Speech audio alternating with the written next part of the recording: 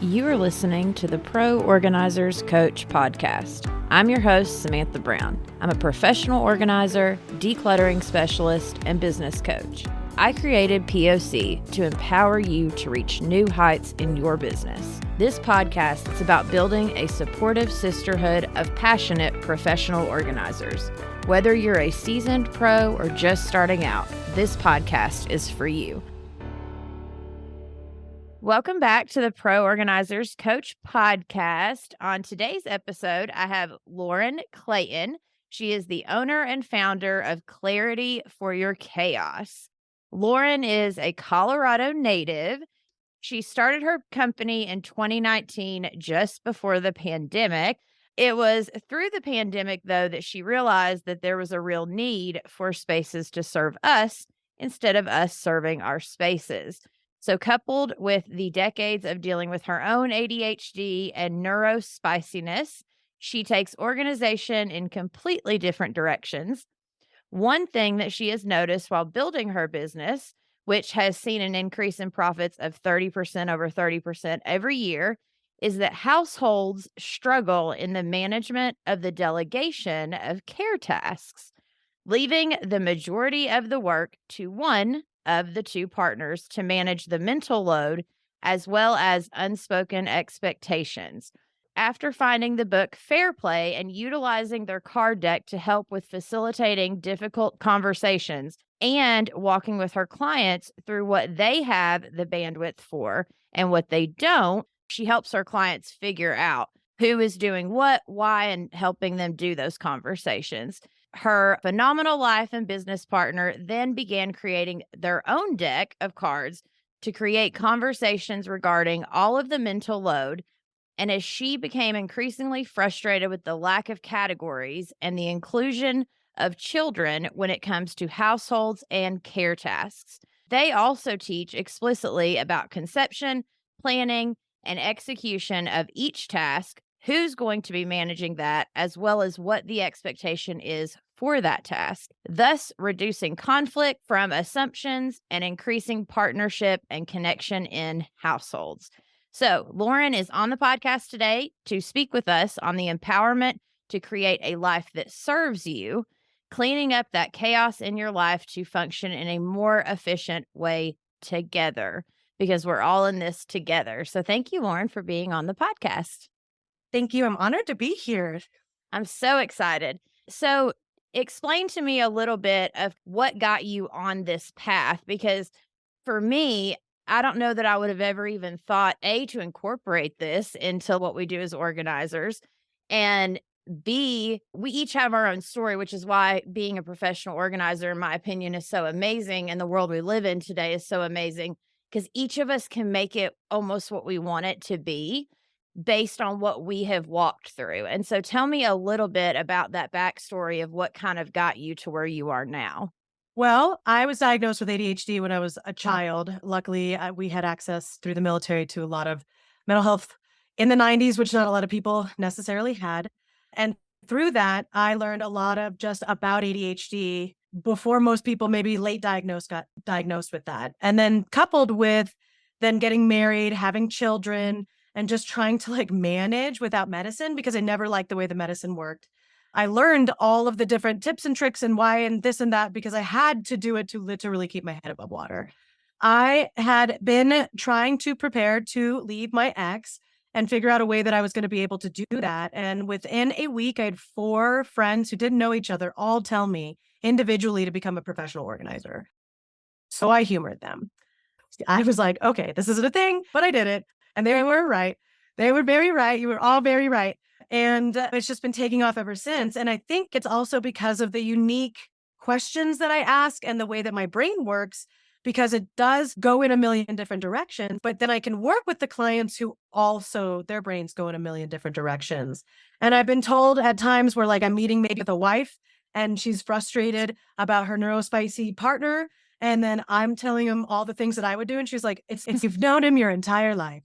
And I'm like, exactly. So that's where the conversations about expectation really started to drive home for me because neurospicy people, AE, autism, ADHD, any of those things, we have rejection sensitive dysphoria. We try to communicate really well, and expectations is the number one thing that will get us on board, period. And honestly, having a conversation with a neurotypical person, an expectation of what something is, that's what happens in businesses. So if we just started taking the same concepts from running a really well organized community business that has a great culture and apply that to the household, we can get more people on board with the concept, and we set the expectations so there are less arguments, less assumptions, and way more connection for the family. Yeah, well, I love that because for me, that's also why I got certified as a life coach, is because through what I had walked through, which is more emotional stuff, right? Growing up, when I started working as an organizer, I immediately noticed how how everything was emotional. Everyone was connected to their things, and I do a lot more decluttering sessions than I do anything. So we've got to Mhm. go through and we've got to have those conversations. But I love that from who you are and what you've done in your own life and just what's happened to you, that you found something else to partner with being a professional organizer, but with the goal of helping your clients. So, could you explain a little bit of like what is a typical session with you or working with a client? Do you go in and talk to the whole family from the get go? Is that part of the consultation, or is it more of a one on one and then you have the other conversations, or how does that work? It depends. So typically what we'll do is we'll do a organizing session with the plan of action and just getting a whole reset on the table. And then in that, we sit down and we have conversations with whatever participating members of the family would like to participate. I don't try to force anybody to show up that doesn't want to. That's just going to make it worse than it already is. For example, I have an MS client. She has MS, so she wasn't able to keep up, right? So now we have to do a reset. So then with her, we had to talk about the delegation of care tasks, how we're going to be able to do this. She already told us husband works a lot. He takes care of the kids. She already went over a bunch of stuff with us. So when we sat down, it was a conversation with her about, like, okay, I want you to look through this deck of cards and I want you to pick out the things that you don't want to do anymore. And then we come back. And then at the next organizing session, like my team members might be going through and organizing, hanging the shelves, or my handymen are putting in all the things right. And then I'm sitting with the client and in all of this. And I'm like, okay, let's have a conversation about this and this. And then some of these systems are already set up because we've set them up and then we just hand them to them. And we're like, cool, these are the expectations. So then you just have to have a family meeting. Like you have a personal meeting with your spouse, you guys talk about it. And then if you agree on it, then you go to the family meeting. But because we take off like the mental load part, they're able to then just be like, oh, I don't need to do 100. My mom used to do over 150 holiday cards every year. So I thought that was the expectation. I grew up with that expectation. And it wasn't until my partner was like, or we just don't. I was like, we just don't get any cards. He's like, yeah, your mom died.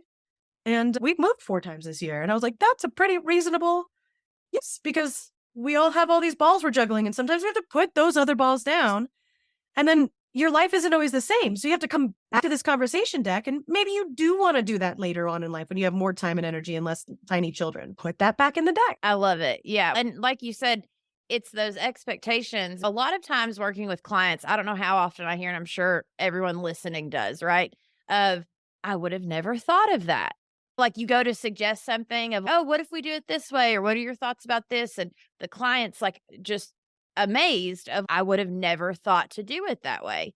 And there's something about having a conversation with someone else about a particular topic or a particular space, whatever it is, space, talking about the care, what you're going to do, and what those expectations are. But I like what you said that it was something you just assumed you should continue to do. And you probably never even thought twice about the fact that it could have been an option to not do that or to only do a little bit of that or whatever that thing is. And so I think a lot of times we miss the part where we can have those conversations, especially with our loved ones, with our clients, with whoever, that it just takes a conversation sometimes to figure some of these things out. Right. And imagine, because let's be honest, as organizers, we go into people's houses, we see the conflict. There is a divorce pandemic happening right now. There is a lonely men epidemic right now. And that's because conversations haven't been met, because past generations, maybe they also didn't teach all of the things to certain humans. Or the other thing I've been finding is that maybe you were in an environment where care tasks, chores were used as a way to punish you. So now you have to work against shame in order just to do the dishes because you were yelled at and you got in trouble. And because you were in trouble, you had to do the dishes. So now you associate doing the dishes. Let's get through that first. And what if we could also stop people from falling in the river instead of pull them out? Because as an organizer, that's how I feel sometimes, especially when it comes to marriages. I feel like I'm trying to pull people out of the river. And what if I was gave this information to newlyweds? Yeah. Please. Yeah, yeah. Like I saw it said the other day, and I thought it was such a good quote of, as organizers, quit being the fire extinguisher and become a smoke detector. Being proactive and trying to do these things that can help people before the train's coming, and the train's already, smashed over us, and then we're trying to pick up the chaotic pieces. And then the more that we're able to teach these skill sets to people, then they naturally will model that behavior for their children. And guess what? We can actively, completely demolish an entire patriarchal system with small changes little by little because we're just utilizing the information in a way that people are willing to talk about by having conversations. So that's where the conversation deck really hits home for me, because then you can add expansions to that. Whatever your family looks like, nuclear family, maybe you have an aging parent, now you bring that person in, but like that person has care tasks and there's an aging parent deck expansion pack. Maybe you have 7 to 8 kids. You're going to need expansion packs for each of them roughly age ranges so that way they know what that looks like. So it gives people the opportunity just to have something in front of them that's tangible, to have the conversation. And each deck doesn't have to be the same thing. One deck could be a finance deck. One deck could be like, what does your relationship look like? How are you guys what does that contract look like? And same thing with the kids. How am I going to show up for my children? And then how are we all together making this household run in a way that we're all happy and functional? Yeah, instead of mom feeling, generally, not always the mom, but for the most part, mom is the one that ends up with all of the emotional tasks, all of the physical tasks, all of the chores, all of the running, all of the everything. Whether she works or not, she can be the full breadwinner, but still has all these other things on her. And unfortunately, I've been married almost 17 years now.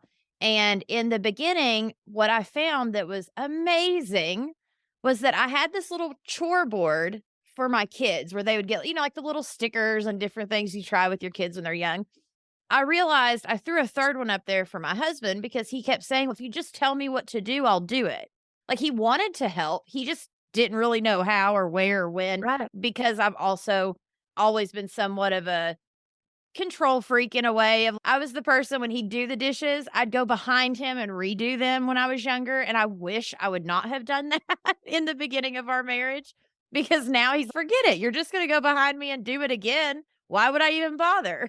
But I learned that if I would make him a list, just that simple thing of him being able to see it in writing, all of a sudden he's like, oh, okay, let me do this and this. And it helped him know, I guess, what I was expecting out of him instead of me just expecting him to just know what he should be doing. Of course. And then also, then he gets the opportunity to fail. That's my biggest thing, is that in my marriage, did the same thing, but it became to the point where I couldn't handle everything and work and run a business and take care of the kids. And he just stopped. Unless somebody could see what he was doing, it wasn't important for him to do. And I used to always like laugh and be like, he's my first client. I tried every calendar for him to get on calendars. Like he just refused to participate. Mhm. And so giving people the opportunity to have these explicit conversations that aren't rage filled, that aren't triggering, that are just like, who does the finances? Who does the insurance? Like, who cleans the bathrooms? And if you don't clean the bathrooms and you hire someone, who hires that person and pays them and schedules them, right? And then it's, oh, okay. I guess there is still mental load there. Even if we're passing it off to somebody, there's still something that has to be managed. And I found with my partner, like, he's never run a house. Like, he's just a single guy, bought the TV dinners. He did all the basic things. His son and him just did their thing. And I came in and he's now learning with me.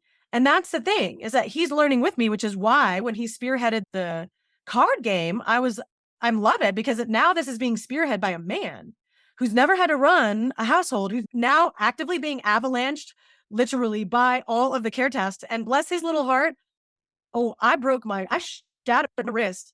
So we literally sat down, and that's where you have the deck of cards. And I'm like, I can't dress myself anymore. I need you to put my pants on. Are you kidding me? Like, I am a strong independent woman. But he's okay, give me these cards. Like, he now knows. And what was really cool is I was able to go to the kids, particularly my stepson, and say, hey, because we'd done the cards with them before. I'm like, hey, I broke my wrist. Your dad's going to be carrying more cards. And he goes, oh, okay, I'll start helping out a little bit more. This is a 14-year-old boy. I would like everybody to know the miracles do exist. But it's because we had a conversation. And then we were like, look, you guys can cook a meal every night. You're capable. So they now get to do the whole conceiving, planning, and executing of a meal every night. And with 3 kids, that's half of the week's meals.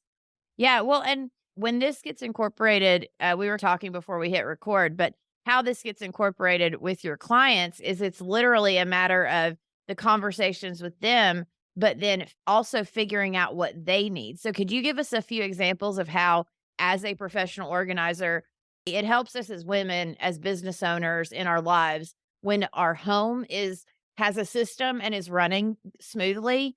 I know I'm better with my clients and I'm just better in my life in general because when things at home are chaotic, then everything else feels chaotic as a woman. And so if we get our families, we have those conversations, we use the deck, we're able to get at least a system going that makes us feel good and life situated. Now, how do we bring that into our organizing business, or what are some of the ways that you have incorporated it with your clients? Well, I work also my niche as the owner. I have other leads that have other niches, but my niche is mental health. I sit with them without judgment and we talk about how their space is. Or maybe I get somebody who randomly they have hip dysplasia and all of a sudden, even though they might be a great dancer, their hips go out for 2 weeks. So let's create systems that have soft, easy to manage, like Granimal clothing that just go underneath the bed. So your fiance's load of doing the laundry when your hips go out isn't a big deal. Or if you do get the messy depressies, that's okay. Do you end up with it needing a say, let's put a bin right here. So instead of having to go up the stairs, like the monkey with the oranges, right? And then shaming yourself up the stairs and then things drop and like, no, no, no, no. We're putting a bin there. It's for dirty dishes. When you can't get out of bed, that's okay. The whole point, you can eat in your room. The bare minimum is not having bugs in the room. That's all. That's okay. And then utilizing shame reduction and talking to them about how, like, working through their mental health and how their space can actively serve them. If your hips go out and all of a sudden your fiance now has to take on the load, what does that look like? And how can we make some of those things smaller? Yeah, no, I love that. Well, and kind of what you're saying of bringing in the mental health aspect of this and like the way I brought in the life coaching, it drives me nuts. And I've been on a little bit of a tangent recently of the whole like, oh, because some of the clients that I randomly get or that I hear of some of my members having, the client assumes that as organizers, we're going to come in and we're going to home edit them in 30 minutes and it's going to be perfect and Pinterest worthy. And it's all about just the physical product. And it's hold on. Like, this is not, and my goal, and I know some of my women, they prefer the pretty bins organizing side of it. That's great. Mhm. But there's also this whole other side to professional organizers where we are worried more about the emotional health and the mental health and does your space function for you? And let's get this load off of you so you don't feel so stressed and you don't feel so chaotic. So I love what you're doing with that because I think our industry is evolving to include a lot more of those things. And you had said earlier before we hit record that if you can see that someone maybe needs a therapist, finding them someone that they can go to, or if they need a dietitian because of their goals, finding them someone to go to, like going above and beyond for our clients whenever they may not be able to do those things for themselves. But once you've had that conversation, if that's their goal, if that's what they want out of their life, then okay, let's at least get a game plan together of how you can start taking steps towards those goals. That 100% falls under being a professional organizer and helping people in their homes. Absolutely. And to kind of circle back to when you had said like your own experience, kind of bringing it in, this last year has been a personal doozy for me. I have moved in the past 2 years, I've moved 4 times. I've been a divorce. My mother has passed away. And then before that, so like now I really understand what it's like for grief. My packing and unpacking clients, I totally get how important it is to have that going. I've personally lost 100 pounds. So I understand having to be able to, manage your diet and things like that because I've actually had to do these things. And honestly, at this point, I'm like, you know what, universe, I have enough experience in things right now. I feel like I'm good. We can just pass some of my other team members in a bad way, but like if they have knowledge they can bring to the table, like let them bring it. I don't Right. have knowledge anymore. But like you bring in that knowledge that you have. So like when my mother passed, I had 3 grief clients that month and I had to call them all and I was like, look, my leads are going to be taking care of you. I'm going through grief right now. I'm not going to be able to be by your side because I can't pour from my cup. I'm also modeling the behavior of not pushing myself, not giving myself the opportunity to rest and grieve and process and be that person that I possibly can. So that way later I can show up because we sometimes we pour until we're too empty too. So learning to like not wait till we're completely empty. Yeah, 100%. Honestly, and I'm sorry for your loss and all the stuff you've walked through. And I too, right as I was starting my business, my dad passed away. There was a whole list of things. And I also recently moved and you find yourself when you're working with those clients, all of a sudden you have a lot more compassion for what they're going through. But on the other end, you also have a lot more like tips and things you can help them with because it's like, hey, I just walked through this myself a few months ago. Here, learn from my lessons and let me explain to you what I learned. And I think that's what coaching is. That's what being a professional organizer is. But for me, I'm the type of person that I'm constantly like, all right, God, bring me my next client I'm meant to help. Because in my world and in my business, it's about helping people. Like it's truly about helping them. It's not necessarily the paycheck. Yes, I need to pay my bills, but it's more so about who out there is hurting or in a place that if I could just come along and give them a lift up or some guidance or some encouragement or whatever that looks like in that moment.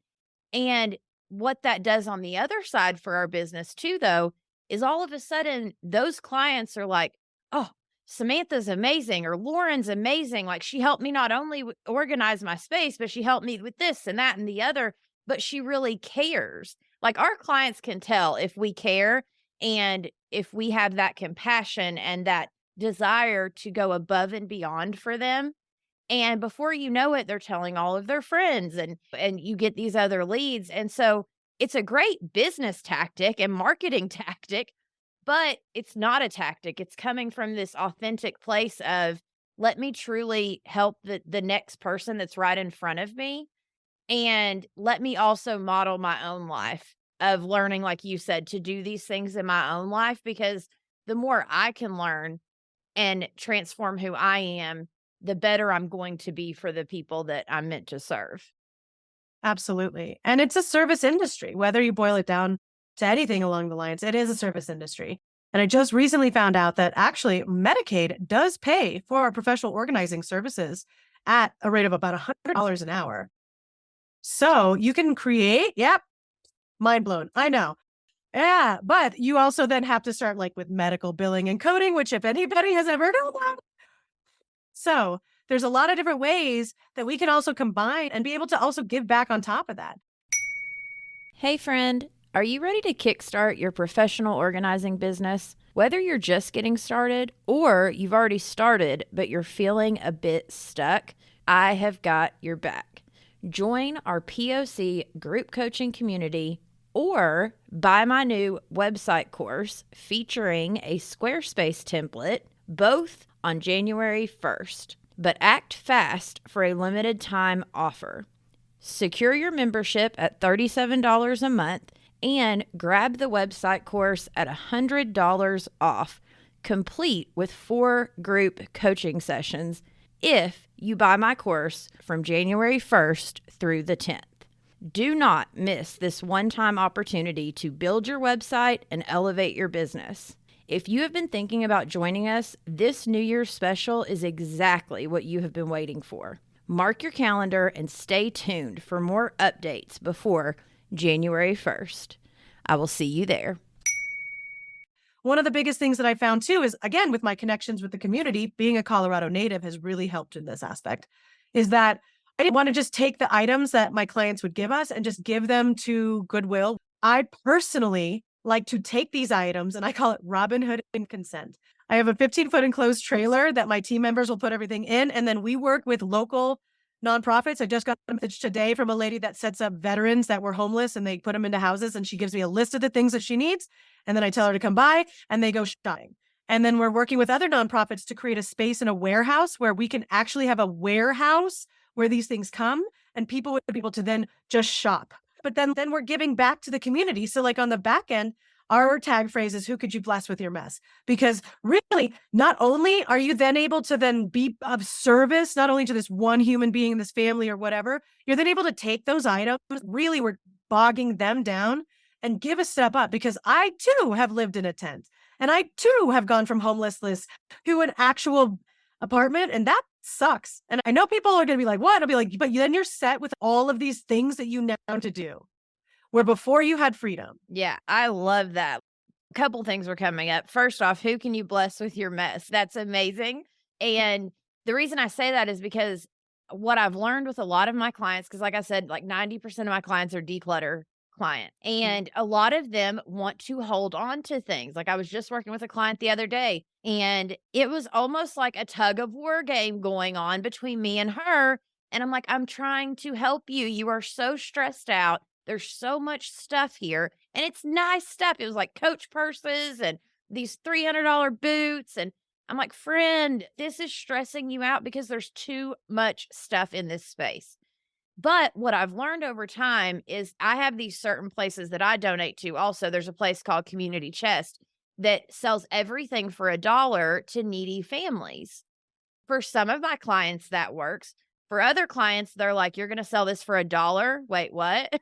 Yeah, they get offended. They're like, Yeah, yeah, yeah, and so for a lot of them, I've learned if like having a couple other places that like, okay, well, I also donate to this like women's shelter or this church that does like a clothing thing for its community, or just having kind of those options. But the fact that our clients are way more willing to release stuff when they know who it's going to. I had a client the other day, I asked her, I said, if you knew that this stuff was going to a family that just had their house on fire. I didn't know of one. I was just asking the question just to give her some thought. I said, if this was going to a family that their house just burnt down and they lost everything, then what could we release? And so she thought I meant that legitimately I had a family. Yeah, and she's okay, what are their sizes? What are the kids' sizes? What are the mom sizes? Like, we need to get them like Halloween decor. And she would have shopped her whole house for hours "Mhm, getting stuff to release. But then I was like, okay, because then what are their sizes? And so I said, no, my question was, what if?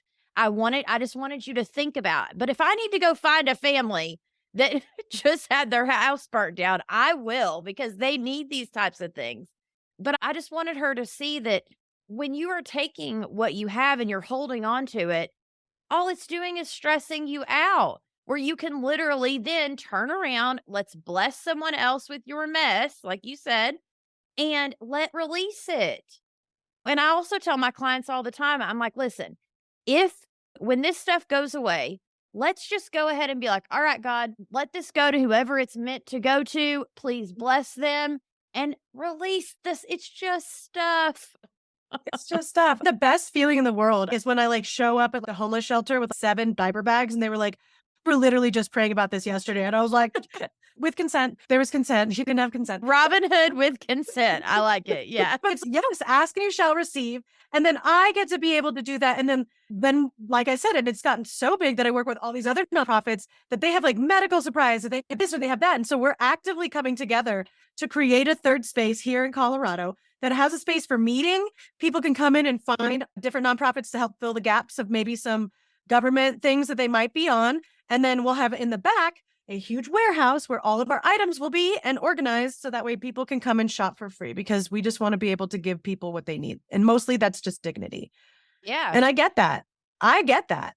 I Yeah. mean, that's why I Robin Hood. If I wasn't sleeping in a tent, I probably wouldn't be as passionate about this, but I was lucky enough to have to do that at some point in my life. And now I'm able to give back to the community. And with that passion, I get to see foster kids coming out of foster care, getting houses set up. They've never been taught how to even have a house or what to do. And we get to give them like a crash course.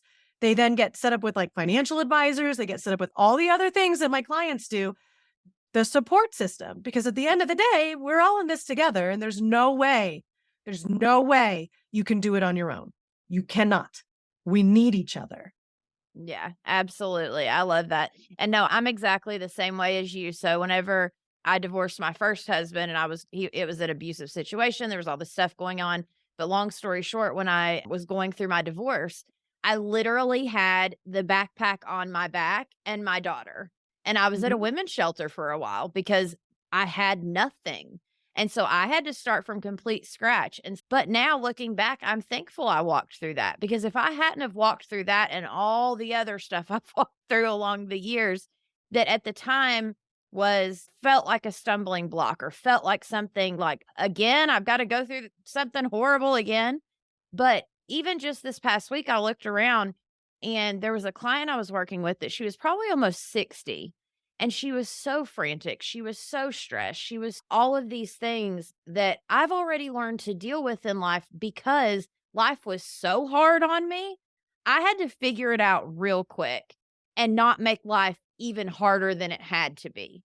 And now, as I'm getting a little bit older, it's made me thankful for the things I've walked through. And it's made me want to turn that into how can I help others with that? Yeah. And you have those tips and tricks and you know what that feels like. And you're able to be like, okay, when I lost my mom, this is what I needed. Or when I lost my dad, this is what I needed. It always ends up working out and we end up being where we need to be. So even like when I have my team members, when things fall apart, like there was one time like the entire week fell apart for my whole team. And we no matter how much we tried to move people, we could not fill this week. And I was like, there's a reason the universe is telling us we need to take the week off. I'm not kidding you. Every single one of us moms had all of our children stomach flu. It was not pretty. But then it was like, you know what? I'm so grateful right now that I could just have those 3 days. And now I'm not frantic having to reschedule clients. I tell my coaching clients all the time because a lot of them are just getting started in their organizing business. So I'm sure you remember those days of like when all the thoughts and all the questions and all the how's this going to work and what if this happens or what if that happens.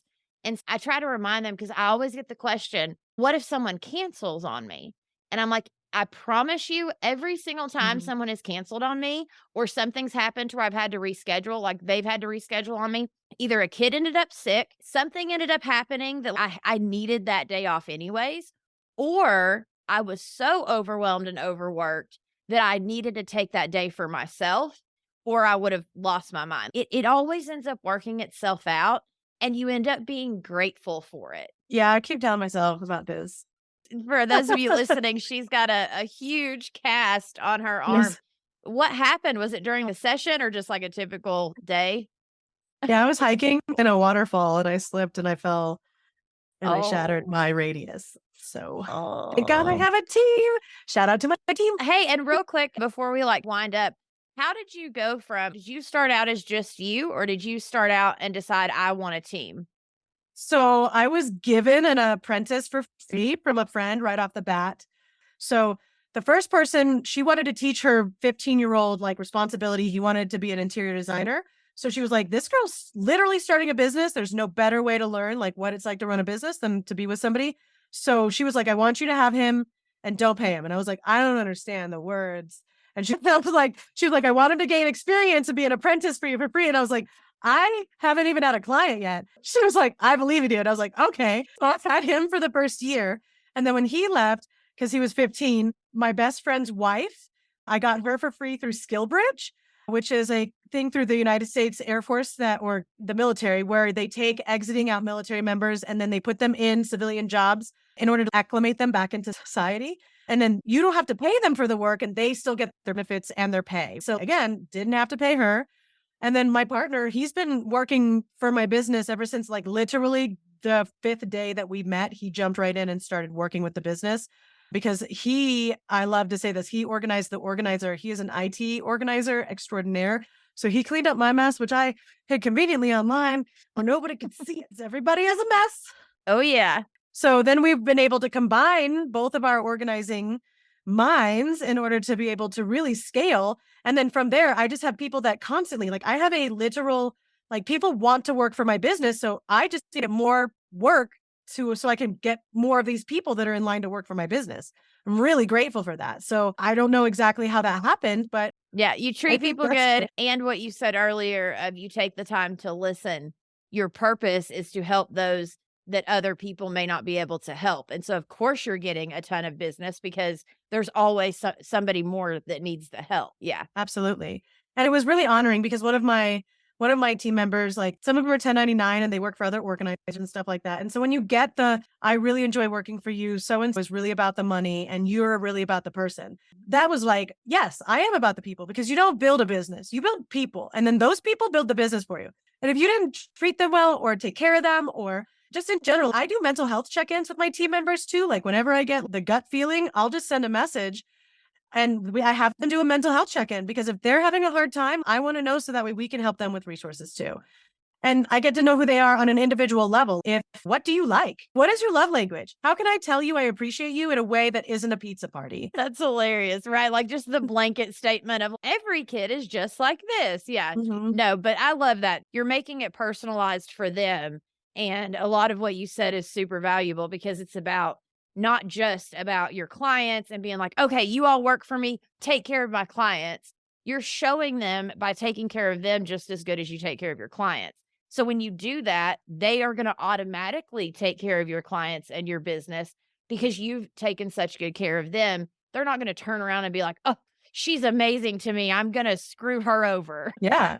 I'm so blessed. And like I said, it's so weird for me to be like, I've had at least 3 team members work for me for free, if not more. And I'm just like blown away that people are just like, I love what you're doing and we're here to support you. Just knowing that imposter syndrome, it never stops. You just keep stepping into that light little by little. And the other thing is that you have a bigger purpose. Just the other day, I was talking about, I think inside the membership or I don't know, somewhere about what is a way that maybe you could partner with somebody and be like, okay, 10% of my proceeds go to the Hawaii fires or the whatever's going on in the world right then, or like some kind of purpose that makes people be like, oh, okay, if I have you as my organizer compared to someone else, I know that your donations are going to this one specific place that's really going to help these people, that 10% of what you're doing goes to this other cause. Then they get to be a part of something bigger, not just, oh, I got my bathroom organized. Now it Mhm. becomes, I got to do these other things as well in the process. Exactly. And the Better Business Bureau actually has full blown like course on being a socially impactful business in a way that also benefits your business because they've seen a rise of for-profit businesses giving back to the community at exponential levels, particularly in the millennial generation shift when it comes to our how we're running our businesses. So that's a huge thing to look into. They have a free, I think it's like a couple, maybe it's 45 minutes in the car. I can't remember, but they've got like a little intro thing that you can learn about it. They give you statistics and then there's an actual class and then you can become a BBB social impact business. And that's like the Yeah. stamp, like you are the social business impact. I didn't know about the Medicaid thing. I didn't know about the Better Business Bureau having, I didn't even know they did courses or short workshops or anything, to be honest with you. And I love the way that you have everything you have set up. And once you get your cards ready and like ready for purchase and all of those things, we'll have to have you come back on. That would be amazing. Yeah, I would be honored, of course. And then also getting these cards launched, then we get to give this tool to it's literally giving a tool and then spreading it out. And if we can get it to the organizers, to get it to their clients, you're getting the resources and the tools in there in order to really create connection. And that's the huge thing for me. I just want to create connection. Yeah, and it shows like and I'm sure the listeners can hear also that like that it's your passion. It's like your driving force and your purpose is to help people have these conversations that otherwise they would not have, but also community. Community is huge for you. I've known you for an hour Yes. now and I can already tell that it's definitely up there on the list. But oh my gosh, thank you so much for coming on the show. And if any of you want to support her, will you tell them real quick on socials like where they can follow you or find you? Absolutely. So it's Clarity for Your Chaos, all spelled out. We're on Instagram, TikTok, and Facebook like everybody else. And then our website is just www.clarityforyourchaos. Yes, Thank you please. so much, Lauren. It's been amazing talking to you. And for you listening, I will catch you in the next one. You have been listening to the Pro Organizers Coach podcast. If you have gotten any value from today's episode, be sure to subscribe to our podcast and leave us a 5-star review on your favorite podcast platform. It really helps us grow and it warms my heart. All of the links will be in the show notes below. Keep pushing forward and you will achieve your dreams. Girl, you've got this.